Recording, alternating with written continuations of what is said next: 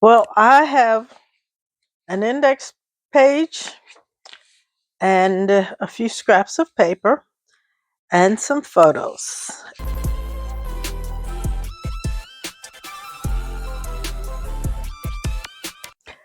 Now, I don't always put together my photos and my papers as I'm planning these scraps only layouts, but it's very helpful to do that. I had put together some scrap papers that I thought blended well together, but when I put the photos with them, I didn't like the combination. And so I looked again and I found different scrap papers, and I felt like they worked much better with my pictures. So what I'm going to be using is this striped paper. This, I think, is tangerine cardstock, and this brown paper. And I think what I'm most likely going to do is kind of wallpaper this index sheet that I have. This is an index sheet. However, there's a gap, and there's not quite enough of each one of these two scraps of paper to fully make a 12 by 12. So what I'm going to do is I brought in this brown, and I plan to cut a border with it, probably one of the new scallop borders. And I'm thinking I'm more likely going to put the border on top and seam these two together. So as I was going through my photos, I realized I can cut them down from their 4x4 to 3.5 by 3.5. And I'm sure I'm going to like that much better. And then I'll be laying them out uh, three, I think I'll have 3 rows of 3, something like that. And these 3 I'm going to put together inside a 3.5 by 3.5 peekaboo pocket. So that's the plan. Pretty easy, pretty simple. I'm going to go ahead and adhere this to the index page and cut down my prints, and then we'll go from there. So I adhered my paper to the index page. I have trimmed down my photos to 3.5 by 3.5, and I have a peekaboo pocket here because these were pretty much similar photos. I have this little white space at the top of the index page. The Whimsical Scallop Border Punch is quite unique because it's actually a chain. It will cut away from the paper, and you can tell that because there's silver both at the top and the bottom, where an edge punch would be blue all the way through. It's a very popular punch, and is a bit versatile compared to what some of the other border punches can do. I'm going to cut a border with this brown paper, but my paper isn't deep enough for me to line it up. I have used a Post-it note to help me line up the edge of my brown paper for that first cut.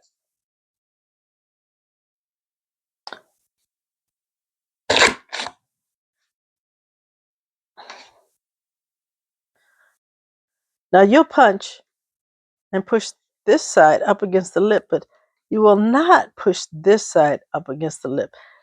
Use this triangle right here to align your paper.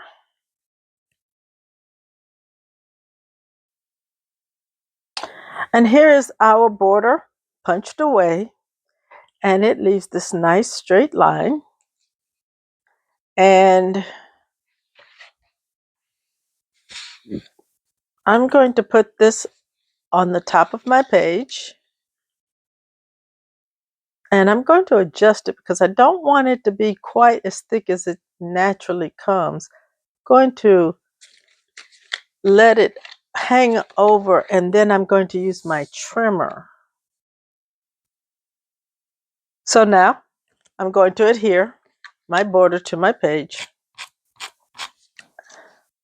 I'm turning my page upside down so that I can align my border as I wish.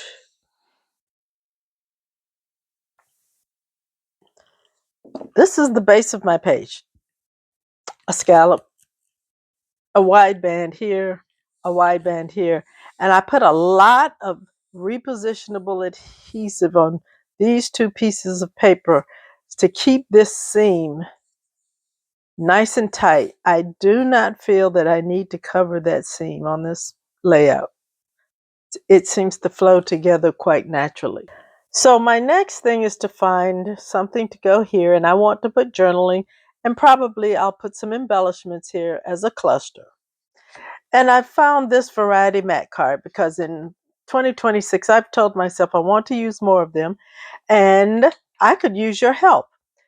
Leave a comment below if you would like for me to make a video about different ways to use variety mat cards. I had noticed in my collection that the variety mat cards were growing and growing and growing, and so I said put some focus on using them. So with this particular one, it has this cute little saying here, and I really like this plain card here for journaling or as a cluster base because it goes in either direction. But what I'm going to use is actually this side. Now, this statement, pool party, I am not likely going to use it. So I'm cutting it away, but I want to cut this in half at 3 1/4. And we'll start there at 3 1/4 and be cutting right here on the line. And I like using the photo trimmer for these types of cuts because I just feel like I can see better and get a cut right on the line. So I'm going to save this and put this back with my variety mats for a journaling spot on a different layout. And now I'm going to use this. Now, this is not 3 1/2 the way my photos are, but I'm going to cut it at 3 1/2 inches wide. I'm not going to make it a square. I'm going to let it remain a rectangle, but I'm cutting it at 3 1/2.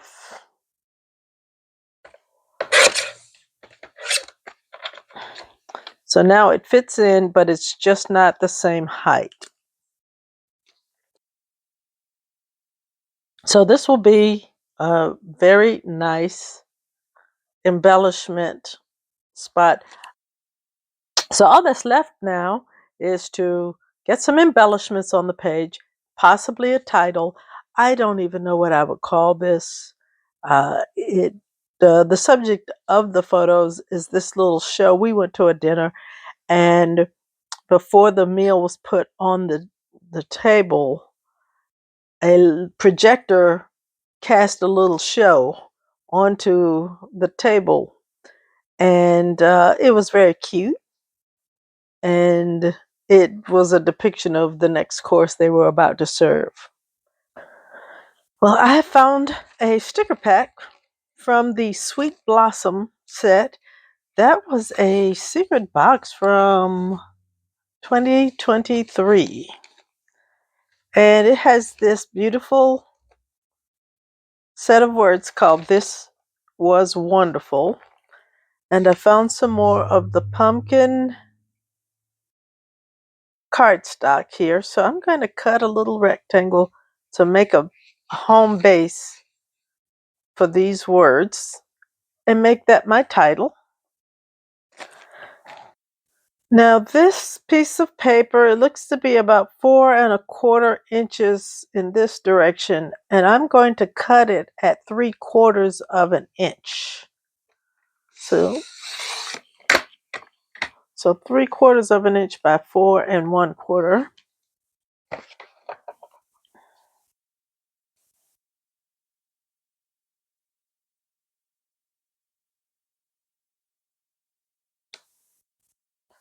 And that makes a lovely base to put a title.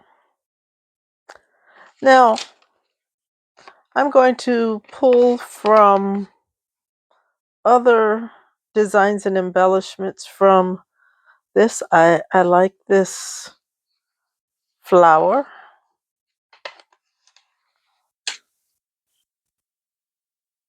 And I think if I put the flower behind my title right here, that is pretty.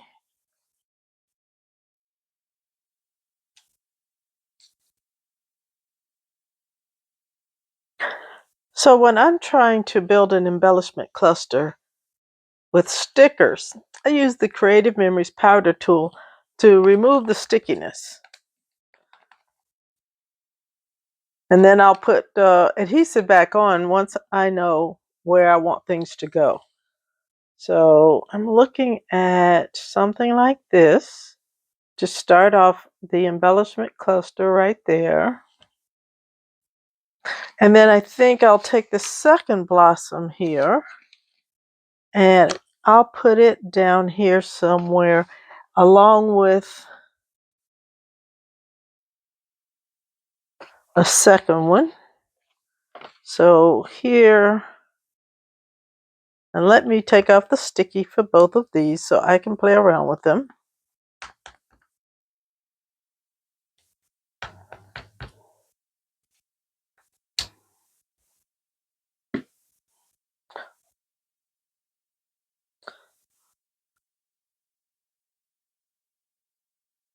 So something like that.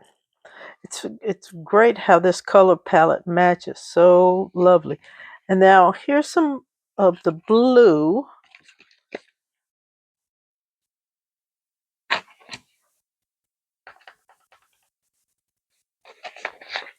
And here's a blue, and I'm gonna I think put the blue right there in the middle.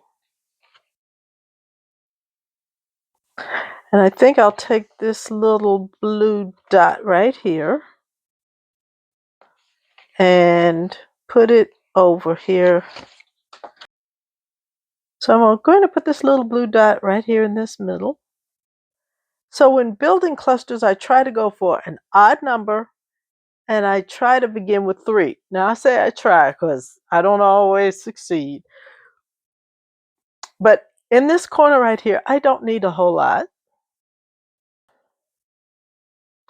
I like to build my clusters around my title and my journaling box. And because they are on a diagonal here, that's something that I like. Now, in this particular case, if I had enough, and I guess I do, I could put a third little cluster right here to kind of give me that visual triangle. I'm not going to stress too hard on trying to make that happen. I think the words "this was wonderful" goes all on its own, so I don't feel I need to add any more to it. I think this little cluster here is great. So the last thing I will look for is to see if there's any punches that I would like to add. So I was pleased how this scrapbook page turned out.